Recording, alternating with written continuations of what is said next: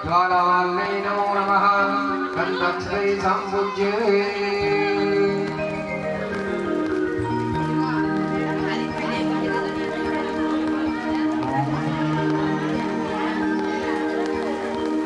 Okay.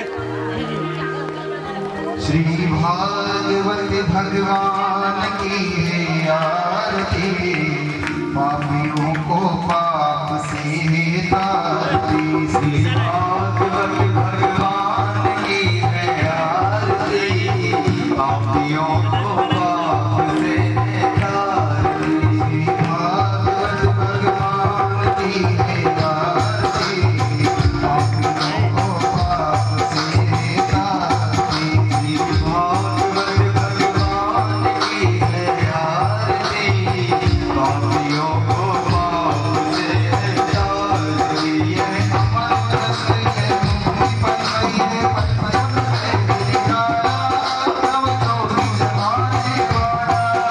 ये अमर रस यह मुक्ति पर यह परम है निराला, तब तो जमाने वाला।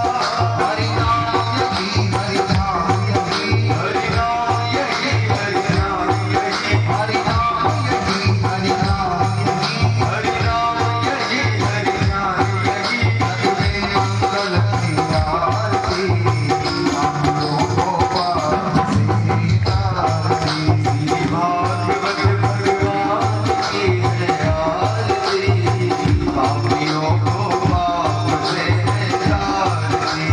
शांति की कृपा पापों को मिटाने वाला, हरि हर्ष कराने वाला। शांति की कृपा मुनि पापों को मिटाने वाला, हरि हर्ष कराने वाला। यह सुख हरणी यह दुख हरणी यह सुख हरणी यह दुख हरणी यह सुख हरणी यह दुख हरणी यह सुख हरणी यह दुख हरणी। श्रीमन विष्णु की आरती, पापियों को पाप से तारती। श्री भागवत भगवान की है आरती, पापियों को पाप से तारती। ये मधुर बोल छलवंत बोल सन्मान दिखाने वाला, बिगड़ी को बनाने वाला। ये मधुर बोल छलवंत बोल सन्मान दिखाने वाला, बिगड़ी को बनाने वाला। श्री राम यही हरि श्याम यही श्री राम यही हरि श्याम यही श्री राम यही हरि श्याम यही प्रभु राम यही मेरे श्याम यही। प्रभु की महिमा की आरती, पापियों को पाप से तारती। भागवत भगवान की है आरती, पापियों को पाप से तारती। भागवत भगवान की है आरती, पापियों को पाप से तारती। पापियों को पाप से तारती, पापियों को पाप से तारती। मधुरी गोरख राम राम संसार सारा कुछ प्यारा प्रणाम संत जाने भव भारी सैतन नमामि। कुछ सखा त्वमेव त्वमेव विद्याधरं त्वमेव त्वमेव सर्वं देव सर्वं देव त्वमेव सर्वं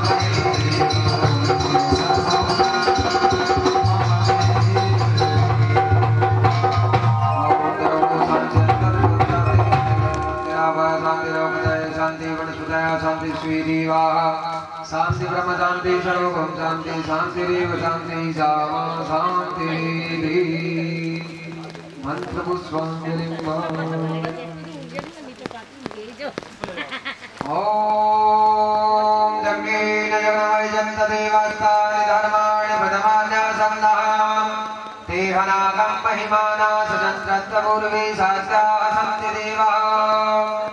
ओम सेवन्तिका बकुलचम्पकपाटराब्जे पूर्णाङ्गजातिकर्मीरसादपुष्पे बिल्वाप्रभाततुलसीदलमञ्जरीभिः ॐ पूजयामि जगदीश्वरी प्रसिद्धा या देवी सर्वभूतेषु शक्तिरूपेण संस्थिता नमस्तस्यै नमस्तस्यै नमस्तस्यै नमो नमः या देवी सर्वभूतेषु मातृरूपेण संस्थिता नमस्तस्यै नमस्तस्यै नमस्तस्यै नमो नमः या देवी सर्वभूतेषु लक्ष्मीरूपेण संस्थिता नमस्तस्यै नमस्तस्यै नमस्तस्यै नमो नमः सर्वाबाधाविरमुक्तो दन्तान्यसुदान्विता मनस्यो मत्प्रसादेन भविष्यति सञ्चये नानासुगन्धपुष्पाणि यदा कालोद्भवानि च पुष्पाञ्जलिर्मयादत्तं ग्रहणं परमेश्वर सुमन सुगन्धित सुमनयुता सुमन सुगन्धि सुजान पुष्पांजलि अर्पण करो मेरे नाथ करो स्वीकार मंत्र पुष्पांजलि समर्पयामि बोलो श्रीमद् भागवत महापुराण की जय।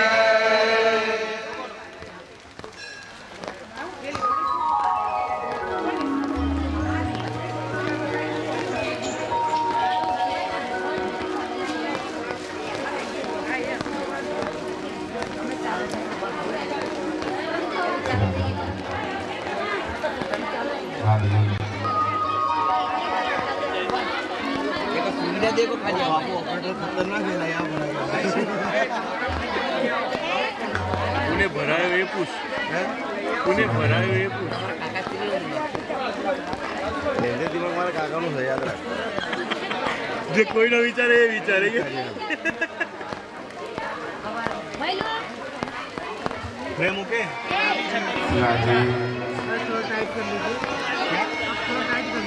ओके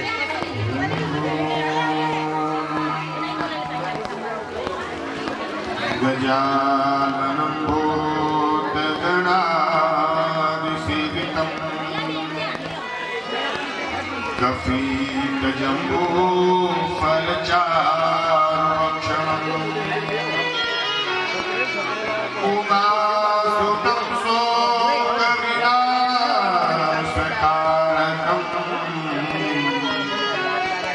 नमामि विघ्नेश्वरपादपङ्कजम् सच्चिदानन्दरूपाय अगर उठना हो ना विश्वोत्पत्त्यादिहेतवे यहाँ से पानी पड़ने की संभावना है तापत्रय विनाशाय श्रीकृष्णाय वयं नमः। मनोजवं मारुततुल्यवेगं मैं यहाँ पर बैठा जितेन्द्रियं बुद्धिमतां वरिष्ठं वातात्मजं वानरयोधमुख्यं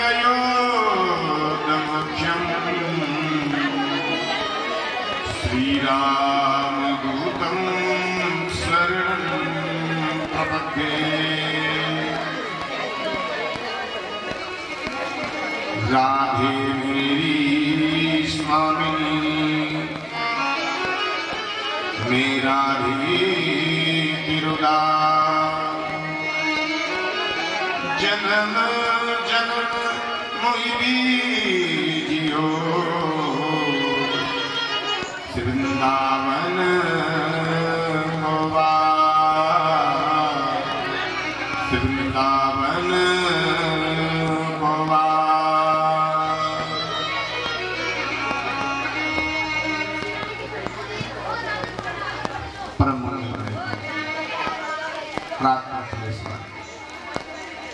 अकारण करुणा वाले भक्त वांछा श्री त्रिनेत्र में दिव्य पीताम्बरधारी बालकृष्ण सरकार की यह वांग्मय प्रतिमूर्ति श्रीमद्भागवत महापुराण जीव के कई जन्मों के जब पुण्य उदय होते हैं तब जाकर के जीव को भगवान की मंगलमय कथा श्रवण करने के लिए मिल पाते हैं। आइए 7वें दिवस की कथा में प्रवेश करें इससे पूर्व आप हम सभी अपनी मन और वाणी को पवित्र करने के लिए 2 मिनट बड़े भाव से भगवत नाम संकीर्तन करते हैं।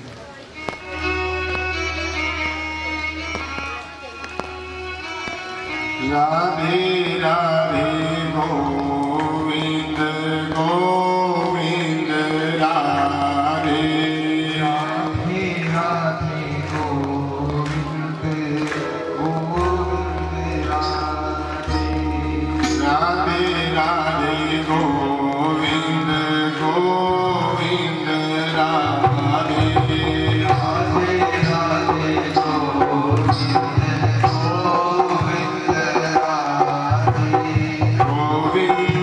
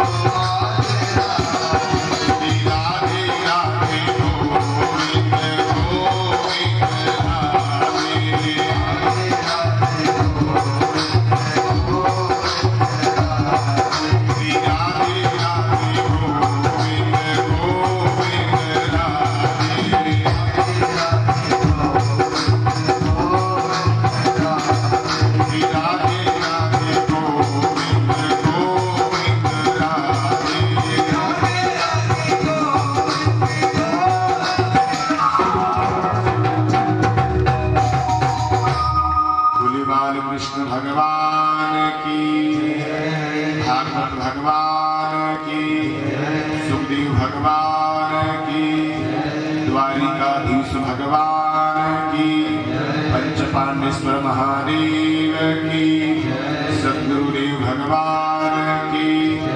जय जय श्री राम।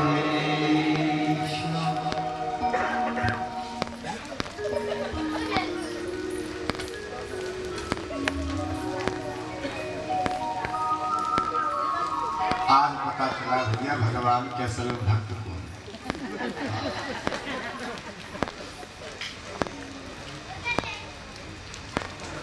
रात से 22 बज रही है और इतनी बारिश में भी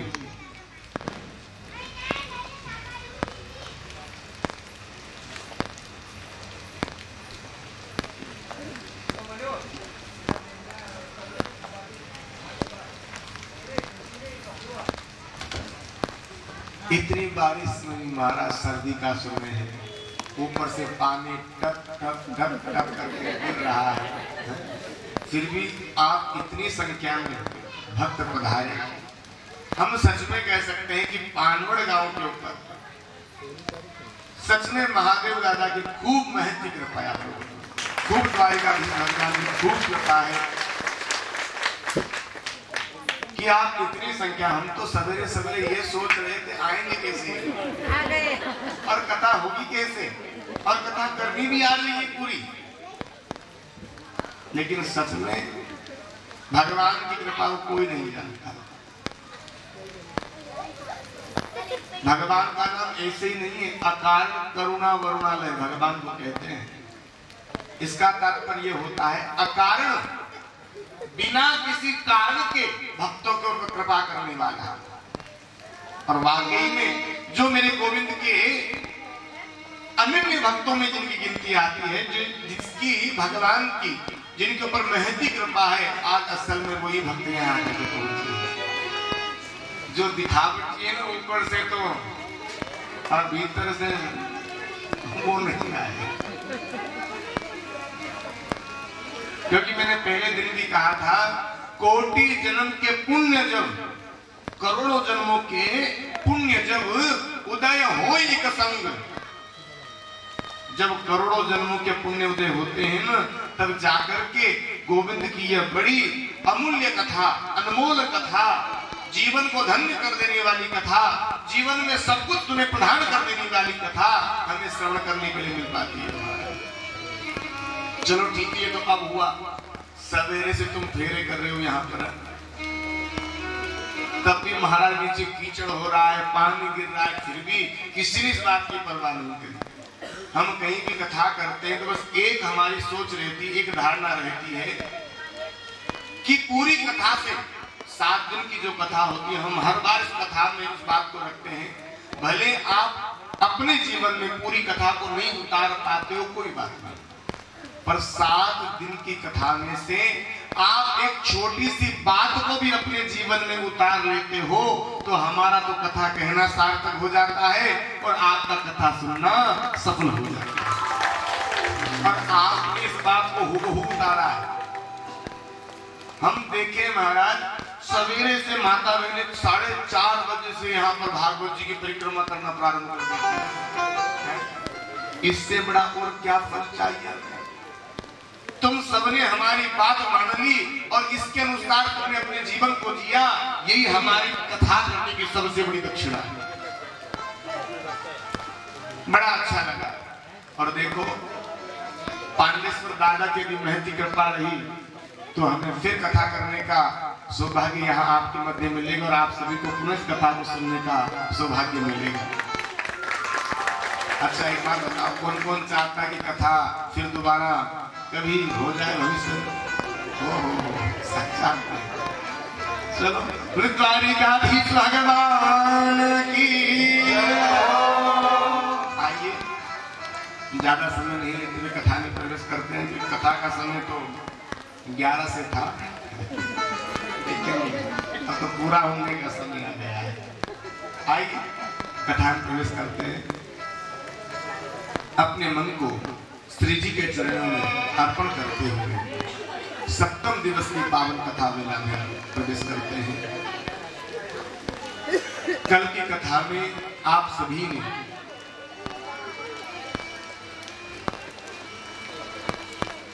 गिरिराज पूजन का विस्तार से वर्णन, और देखो किसी भी भगवान के अनुष्ठान में, किसी सप्ताह में, यज्ञ इत्यादि में 10 मिनट के लिए भी बारिश हो जाती है तो आप ये समझ लो आपके द्वारा जो किया गया कार्य है ना वो सफल हो गया। तो राजू भाई के द्वारा, इनके परिवार के द्वारा, इनकी पुत्र की मोक्षार्थ निमित्त जो एक कथा का आयोजन किया गया था ना, परमात्मा ने कथा इनकी स्वीकार कर ली।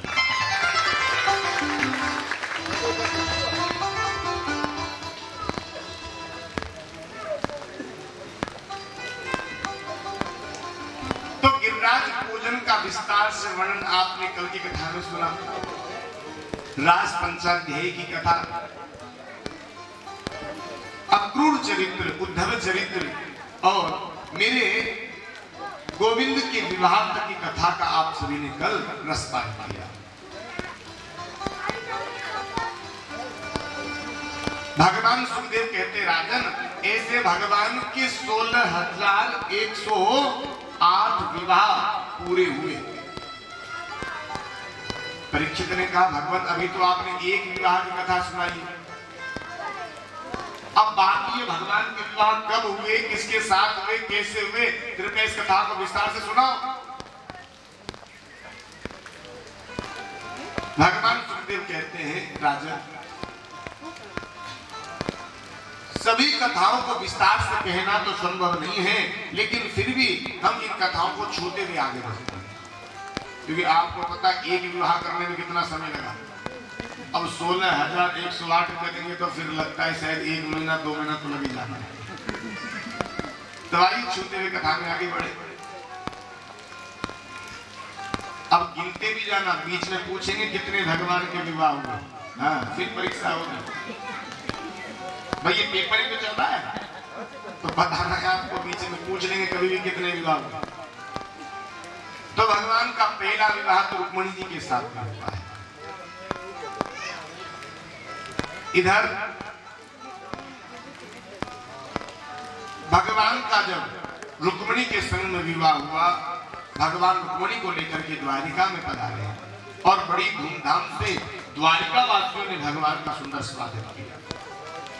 समय आने पर भगवान के यहाँ से एक पुत्र का जन्म हुआ है। लाला के यहाँ से एक लाला का जन्म हुआ।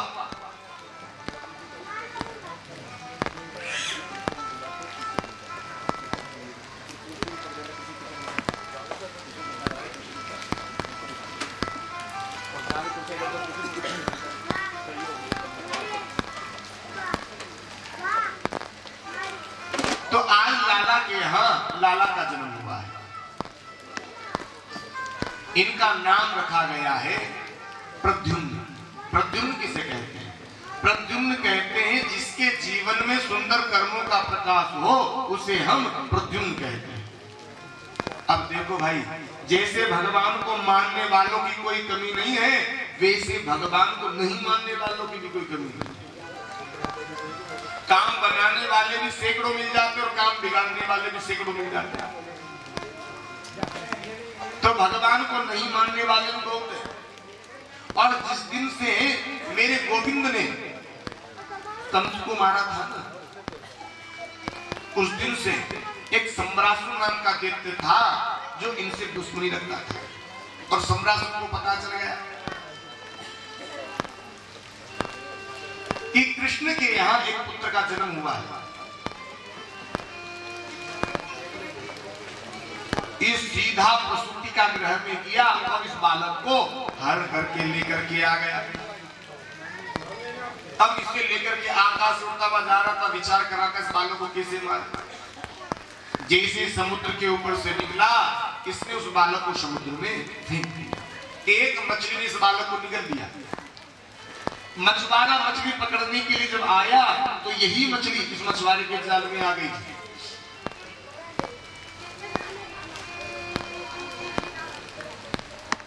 और जब मछुआरे ने इस मछली के पेट को चीरा तो इस मछली के पेट में यह बालक जीवित मिला।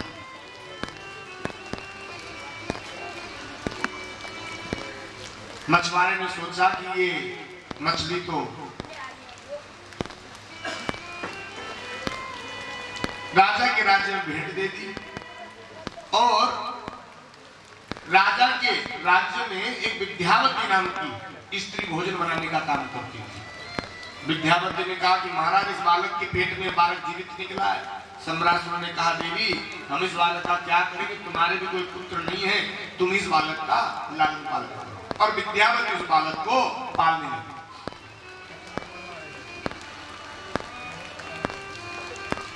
एक दिन देवर्षि नारद ने आकर के विद्यावती से कहा विद्यावती जिस बालक को तुम अपना पुत्र समझकर के पाल रही हो ये कोई और नहीं तुम्हारा ही पति है। विद्यावती ने कहा महाराज तुम गजब करते हो, अरे भला इतना सा बालक मेरा पति कैसे हो सकता है। देवर्षि नारद ने कहा देवी याद करो जब शिव तीसर नयन उघारा और चितवत काम भगवान जरी छाड़ा। तुम पूर्व जन्म में कामदेव की पत्नीवती थी, देवताओं के कार्य हित के लिए तुम चल करके गई। सारी कथा देवर्षि नारद ने सुना दी और देवर्षि नारद ने जैसी कथा सुनाई विद्यावती को सब कुछ याद आ गया। यही प्रद्युम्न जी महाराज जब बड़े हुए इन्हीं के हाथों से सम्रासुर नाम के दैत्य का वध हुआ। और गुरुदेव ने कहा कि प्रद्युम्न जी जब अपनी पत्नी को लेकर के द्वारिका लौटे तब तक भगवान के पूरे विवाह कंप्लीट हो गए थे। अब गुरुदेव इन कथाओं को संक्षिप्त रूप में सुनाते हुए जा रहे हैं। सदगुरुदेव भगवान कहते राजन भगवान का दूसरा विवाह ऋक्षराज जो जामवंत जी थे उनकी बेटी जामवंती के संग में हुआ। बोले भगवान ऐसा कैसे हो सकता है। अरे जामवंत जी तो रीछ थे और रीछ की बेटी के साथ भगवान का विवाह, बोला ऐसा कैसे हुआ। इस कथा को विस्तार से सुनाओ।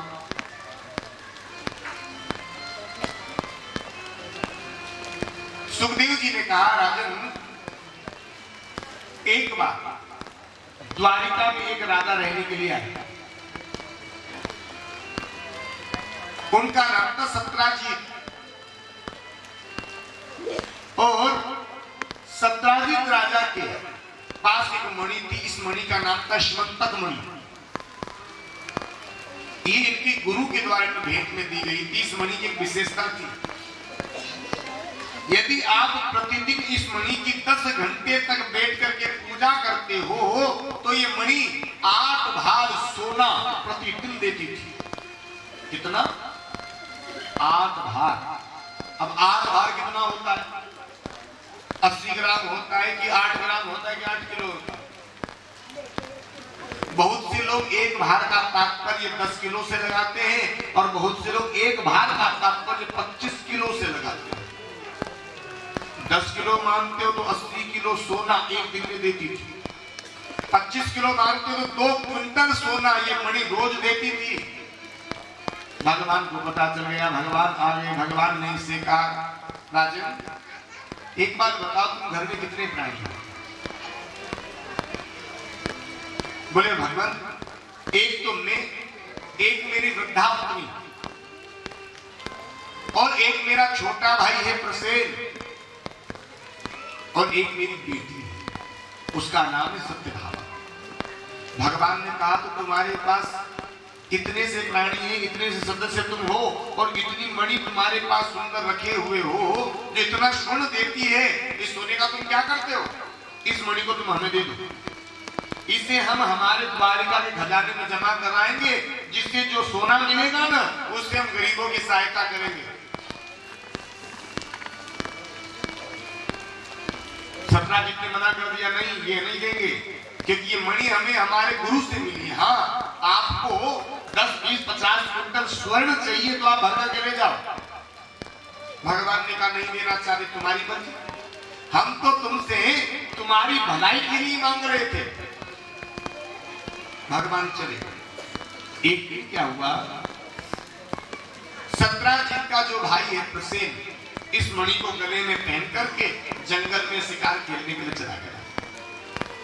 इस मणि की एक विशेषता होती महाराज, यदि इस मणि को गले में पहन करके आप घोर अंधकार में भी निकल जाओ तो अंधकार इस मणि के पास टिकता भी नहीं था।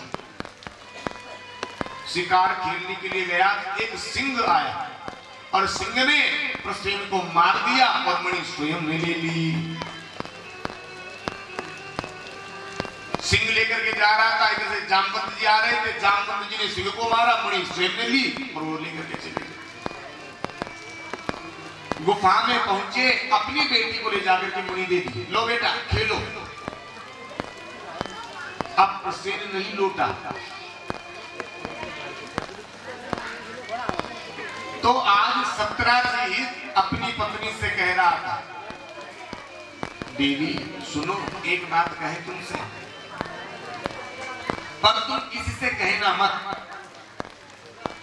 देखो शास्त्र ऐसा कहता है कि गूढ़ रहस्य की बात माताओं को नहीं बताना चाहिए। ज्यादा विशेष बात हो, गंभीर बात हो तो उस बातों को स्त्रियों को नहीं बताना चाहिए। क्यों नहीं बताना चाहिए? इसके दो कारण हैं। सबसे पहला कारण तो ये है कि स्त्रियों का हृदय इतना कोमल होता है, इतना कोमल इनका हृदय होता है कि किसी बात को अपने हृदय में ज्यादा देर तक छुपा करके रखे नहीं पाते। और पति यूं कहते, देवी तुमसे एक बात कह रहा हूं पर तुम किससे कहना मत। हो बहुत बड़ी गलती कर दी। बात बता करके यूं कह दो किससे कहना मत, बहुत बड़ी गलती कर दी। पहले तो भले किसी से नहीं कहे, पर अब तो महाराज भले एक से ही कहेगी पर कहेगी जरूर। एक कारण और भी है, समस्त स्त्रियों को युधिष्ठिर जी महाराज का श्राप लगा हुआ है।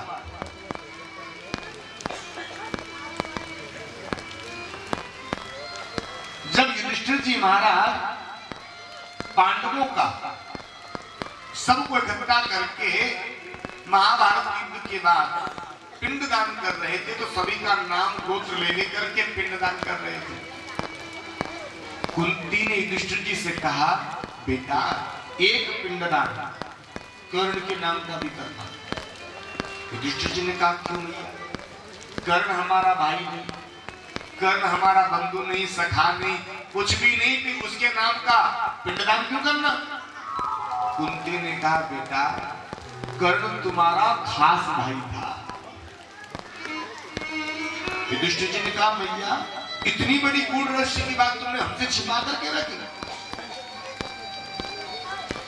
कुंती ने कहा बेटा ये मेरी कुंवारी के पैदा हुआ था, लोक लज्जा की वजह से मैंने इसे लता पताओं में लपेट करके गंगा में बहा दिया था। युधिष्ठिर जी ने कहा मैया जब मैं कर्ण भैया के पैरों को देखता था मुझे ऐसा लगता था कि मानो ये शायद मेरे संबंधी तो क्यों ना हो, इनके चरण मैया कुंती से क्यों मिलते? और मां इतनी बड़ी गूढ़ रहस्य की बात आपने हमसे छिपा करके रखी। कुंती ने कहा कह न सकी मैं अपनी कहानी, बात ही वो कुछ ऐसी थी, कह न सकी मैं अपनी कहानी, बात ही वो कुछ ऐसी थी, अपने ही हाथों पानी में अभागन, अपने ही हाथों हुई में अभागन, किस्मत ही कुछ ऐसी थी, कह न सकी मैं अपनी कहानी। बात ही वो कुछ ऐसी थी। बेटा उस बात को मैं कह नहीं पाई, मुझे तुम क्षमा कर देना। युधिष्ठिर ने कहा मां तुम एक बार खाली इशारा कर देती, बेटा कर्ण तुम्हारा खास भाई है, मैया हम भले पांचों भाई मर जाते लेकिन भाई कर्ण को जरा सा आंच तक नहीं आने देते। और तुमने इतनी बड़ी गूढ़ रहस्य की बात हमसे छिपा करके रखी। जाओ आज से मैं समस्त स्त्रियों को श्राप देता हूं कि चाहे कितनी भी गूढ़ रहस्य की बात क्यों न हो, कोई भी स्त्री उस बात को अपने हृदय में ज्यादा देर तक छुपा करके नहीं रख पाएगी। इसलिए भी माता बहनें किसी बात को ज्यादा देर तक पचा नहीं पाती। अब सत्राजीत ने कहा सुनो मैं तुमसे कह तो रहा हूं लेकिन तुम किसी से कहना मत। और एक बात और बताए तुम्हें बजेगी, जैसे मान लो किसी बात का तुम्हें प्रचार करना हो, कोई भी बात तुम्हें उसका प्रचार करना हो तो गांव में बस एक किसी महिला को कह दो, ये दुनिया का सबसे बड़ा इंटरनेट है। एक महिला को कह दो महाराज तुम देखोगे एक दिन नहीं लगेगा पूरे गांव में बात मिल जाए। फिर क्या था, दुनिया के सबसे बड़े इंटरनेट को पता चल गया। पर पति ने कहा किससे कहना मत। नहीं नहीं बिल्कुल नहीं कहूंगी, आप तो जानते हो किससे बातें नहीं करते और ना कहीं आती जाए। मैं अपनी मस्ती में रहता हूं तो किसी से नहीं कहूंगा। कुएं पर जल लेने के लिए गई, वहां 4 सहेलियां और मिल गई। एक सहेली ने कहा बहन क्या हुआ? बोले नहीं नहीं कोई बात नहीं। अरे बता तो सही हुआ क्या? बोले नहीं नहीं कोई बात नहीं है। अरे बता तो सही, मैं तेरी सहेली हूं तो मुझसे छिपाएगी, बता दे जो कोई बात है। अब सत्राजीत की पत्नी ने कहा बहन देख कह तो रही हूं तुमसे मैं बात को, पर तुम किसी से कहना मत। सहेली ने कहा नहीं कहूंगी। बोले मुझे ऐसा लगता है कि मेरे देवर का वध द्वारिकाधीश ने कर दिया दिखता है। हो 1 से 2 को पता चला, 2 से 4 को पता चला, 4 से 8 को, 16 को, 32 को, 64, 128, 204 और धीरे धीरे पूरी द्वारिका में बात आग की तरफ फैल गई। उड़ती उड़ती ये बात भगवान द्वारिकाधीश के कान में पहुंच गई। भगवान ने अपने गुरुदेव से पूछा गुरुदेव ना तो मैं प्रसेन को जानता और ना ही मैंने प्रसेन को मारा, फिर मुझे झूठा कलंक क्यों लगा? बड़े ध्यान से सुनना,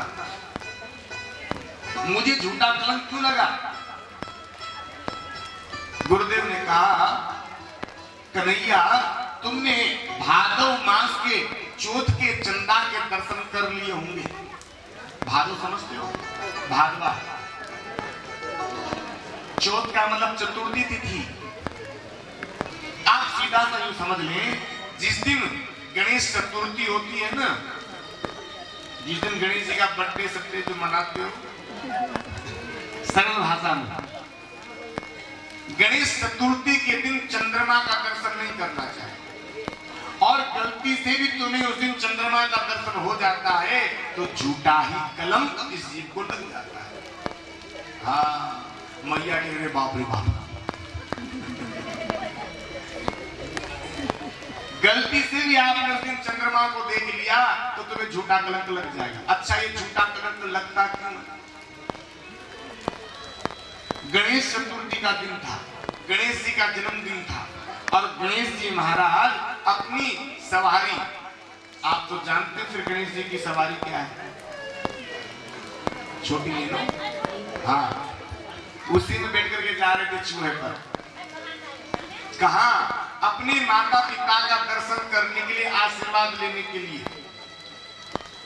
अब बारिश का समय था, आप जानते भालू में खूब पानी गिरता है। चूहे का पैर फिसल गया और गणेश जी भी गिर गए और चूहा भी फिसल गया। चांदनी थोड़ा थोड़ा चांदनी रात चांद निकला हुआ था। चंद्रमा हंस गया। चंद्रमा ने कहा, अरे गणेश जी, इतना क्यों खा लेते हो जितना चला ही नहीं जाता, कम खाया करो थोड़ा सा। गणेश जी को बुरा लग गया। गणेश जी ने कहा, अरे चंद्रमा, तुझे इतना अभिमान, तू हमारा अपमान करता है। जा, हम तुझे श्राप देते हैं कि आज के दिन जो भी तेरा दर्शन करेगा मुझे झूठा कलंक लग जाएगा, इसीलिए झूठा कलंक लग जाएगा। और मान को चलो तुम्हें किसी कारणवश से झूठा कलंक लग जाए तो इस कलंक से बचने के उपाय भी भागवत में बताए गए 3। कहो तो बता दे, है? नहीं बताए तो ठीक रहेगा, अगली बार फिर बुला लोगे कारण जानने के लिए। अच्छा, वैसे ही बता देते। देखो, 3 उपाय भागवत में बताए गए। पहला उपाय, आप जब अपने घर से झाड़ू निकालती हो ना, कचरा इकट्ठा करती हो अपने घर का, इस कचरे को इकट्ठा करके अपने पड़ोसी घर में डाल देना।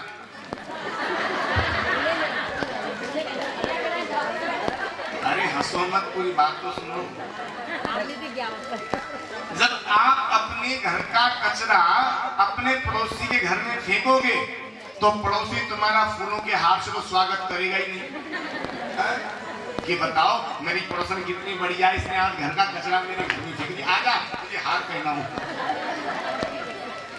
महाराज खूब गालियां देगी तुम्हें, वो देगी ना, जो वो तुम्हें गालियां देगी, अपशब्द कहेगी, उसी से श्राप का विमोचन हो जाता है। दूसरा उपाय को सुनो। आपके गांव में जो मेहतरानी झाड़ू निकालने के लिए आती है, जो सफाई कर्मचारी झाड़ू निकालने के लिए आते हैं, उसका जाकर के झाड़ू पकड़ लेने से भी इस श्राप का विमोचन हो जाता है। तीसरा, ये जो कथा हो रही राजा सत्यजीत की, इस कथा के सुनने से भी इस श्राप का विमोचन हो जाता है। भगवान ने कहा, गुरुदेव हमें झूठा कलंक लगा है ना, तो इस मणि को अवश्य खोज करके मानेंगे। भगवान अपनी श्रेष्ठ लोगों को लेकर के गए। क्या देखा? सत्यजीत के जो छोटा भाई प्रसेन मणि को लेकर गया था, वो रास्ते में मरा हुआ पड़ा था, मणि वहां नहीं मिली। आगे पहुंचे, वहां एक सिंह मरा हुआ पड़ा था, लेकिन मणि सिंह के पास भी नहीं मिली। वहीं से देखा वृक्ष के पेड़ों के निशान चले जा रहे थे, लेकिन भगवान जब इन पेड़ों को पीछा करते करते हुए गए तो ये निशान किसी गुफा के भीतर जा रहे थे। भगवान उन चरणों का पीछा करते करते गुफा में चले गए। वहां क्या देखा? कि जामवंती उस मणि से खेल रही थी। भगवान इस मणि को लेना चाहते थे। जामवंती ने शोर मचा दिया। जामवंत जी निकल करके बाहर आ गए। जामवंत जब निकल करके बाहर आए तो भगवान का और जामवंत का घमासान युद्ध प्रारंभ हो गया और भगवान ने जामवंत जी की एक एक नस ढीली कर दी, चोटी का पसीना एड़ी पर डालकर के छोड़ दिया। जामवंत जी समझ गए, प्रभु मैं आपको पहचान गया, आप कोई और नहीं है, मेरे ही आराध्य श्री राम हैं। और भगवान ने आज द्वापर में राम रूप में जामवंत को दर्शन भी दिया है। कहो प्रभु कैसे आना हुआ? बोले भैया एक छोटा सा काम है। क्या? बोले जिस मणि से तुम्हारी बेटी खेल रही है ना, ये मणि हमें चाहिए। जामवंत ने कहा प्रभु वो तो नहीं मिलेगी। क्यों? शास्त्र कहता है पिता जो वस्तु एक बार अपनी बेटी को दे देता है, पिता उस वस्तु को लेने का अधिकारी दोबारा नहीं है। और ये वस्तु मैंने अपनी बेटी को दे दी तो ये मणि में नहीं ले सकता। भगवान ने कहा जामवंत कलंक लगा हुआ है झूठा। बोले प्रभु कुछ भी कहो लेकिन मणि में नहीं ले सकता। पर हाँ आप कह रहे हैं तो एक उपाय हो सकता है। क्या? आप ऐसा करो मणि को भी ले जाओ, और मेरी जो ये बेटी है ना जामवंती, इसे भी आप स्वीकार करो। भगवान ने कहा तो देर क्यों कर रहा है, जल्दी साथ भेज दे। भगवान का अगला विवाह किसके साथ हुआ? जामवंती के साथ। भगवान मणि को लेकर के आए, जामवंती को लेकर के आए। मणि ले जाकर के सत्राजीत को ले दी। सत्राजीत ने अपनी पत्नी से कहा, बताओ इनके पास मणि नहीं थी, फिर भी हमने इनको झूठा बदनाम कर दिया। सत्राजीत ने भगवान से जाकर क्षमा मांगी, भगवान क्षमा करना, अब मेरी एक प्रार्थना है आपसे, इस मणि की वजह से आपको कलंक लगाता ना, इस मणि को मैं नहीं लेना चाहता, मणि को मैं आप ही को देना चाहता हूं। और मेरी एक बेटी भी है सत्यभामा, उसे भी मैं आप ही को देना चाहता हूं। भगवान ने कहा, देखो सत्राजीत, जहां तक मणि का प्रश्न है तो मणि को हम बिल्कुल नहीं लेंगे, क्योंकि इस मणि की वजह से झूठा कलंक लगाया है। और हाँ, रही बात तुम्हारी बेटी की, तो विचार मत करो, तुरंत भेज लो साथ में। और भगवान का अगला विवाह सत्यभामा जी के साथ संपन्न हुआ है। एक दिन अर्जुन भगवान के संग में यमुना के किनारे टहल रहे थे। एक स्त्री सांवली सी ऊंचे से टीले पर बैठ करके ध्यान कर रही थी। भगवान ने अर्जुन से कहा, अर्जुन जाओ पूछ कर जाओ ये कौन है, क्या कर रही है, क्या चाहती है। उसने, अर्जुन ने परिचय पूछा, आप कौन है? इस स्त्री ने परिचय दिया, मेरा नाम कालिंदी है, मैं कृष्ण को पति रूप में प्राप्त करने के लिए तप कर रही हूं। अर्जुन ने कहा, बताओ जिन्हें ये प्राप्त करना चाहते तो मेरे संग में डोल रहे। अर्जुन ने कालिंदी का हाथ पकड़ा, भगवान के हाथ में दे दिया, ऊपर से मंत्र पढ़ दी। भगवान का अगला विवाह कालिंदी के साथ में संपन्न हुआ। विंद और अरविंद नाम के दो भाई थे। इनकी परम लाडली बहन थी मित्रवृंदा। मित्रवृंदा कृष्ण को चाहती थी, लेकिन विंद और अरविंद ने कहा, तुम उसके सिवाय किसी और के गले में माला डाल देना, पर उसके गले में माला मत डालना। स्वयंवर की तैयारियां हो रही है। भगवान को पता चला, भगवान गए और मित्रवृंदा का हरण करके ले आए। भगवान का अगला विवाह मित्रवृंदा जी के साथ में संपन्न हुआ। एक नागमजित नाम के राजा थे। इनके यहाँ 7 बड़े खूंखार पेड़ थे, और ये बेल इतनी तीव्र बुद्धि वाले थे, मनुष्य से भी ज्यादा तीव्र बुद्धि थी इन बेलों की। राजा ने प्रतिज्ञा करी थी, जो कोई मनुष्य इन 7 बेलों की नाक में एक साथ नथेल डाल देगा, उसी के संग में मैं अपनी बेटी का विवाह करूंगा। भगवान को पता चला, भगवान गए और भगवान ने 7 अलग अलग रूप बनाए और 7 बेलों की नाक में एक साथ नथेल डाल दी। भगवान का अगला विवाह नागमजिती से संपन्न हुआ। कितने हुए? 5।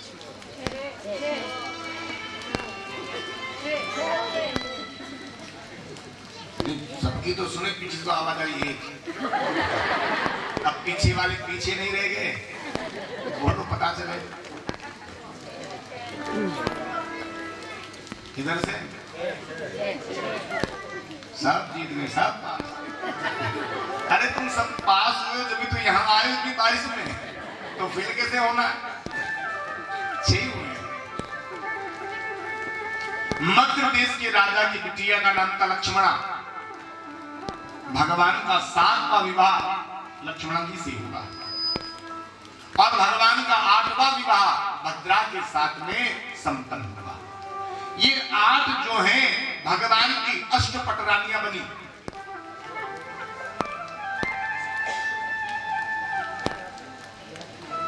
एक भौमासुर नाम के राक्षस थे,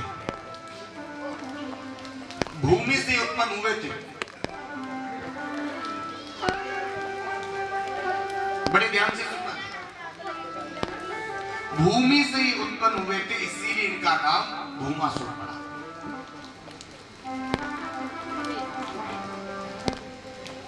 इन्होंने एक अजीबोगरीब प्रतिज्ञा ले रखी थी। क्या प्रतिज्ञा ले रखी थी? ये जहां भी जाते युद्ध करने के लिए वहां से धन दौलत नहीं लेते, जितनी भी सुंदर सुंदर राजकुमारियां उस राज्य में होती सबको बंदी बना करके ले आके अपने आप जेल में बंद कर देते। बोले जिस दिन मेरी जेल में 20,000 कन्या बंद हो जाएंगी सबके साथ एक साथ में विवाह कर लूंगा। और अब तक 16,100 रानियां इनकी जेल में बंद हो चुकी थी। भगवान को पता चला, भगवान जाने लगे। सत्यभामा ने कहा, बोले मैं भी आपके साथ चलूंगी। भगवान ने कहा तुम्हारा वहां क्या काम है, वहां तो युद्ध होना है। बोले नहीं मैं तो चलूंगी। भगवान ने कहा चलो ठीक है चल। भगवान सत्यभामा को लेकर के चल करके भौमासुर के साथ भगवान का युद्ध हुआ।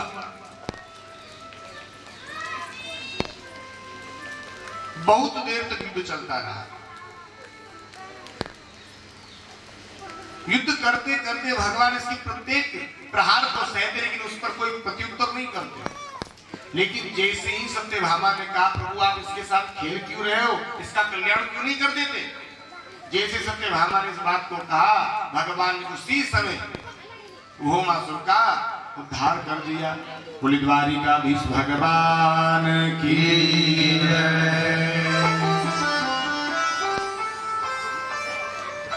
भगवान ने इन 16,100 कन्याओं को जेल से मुक्त करवाया।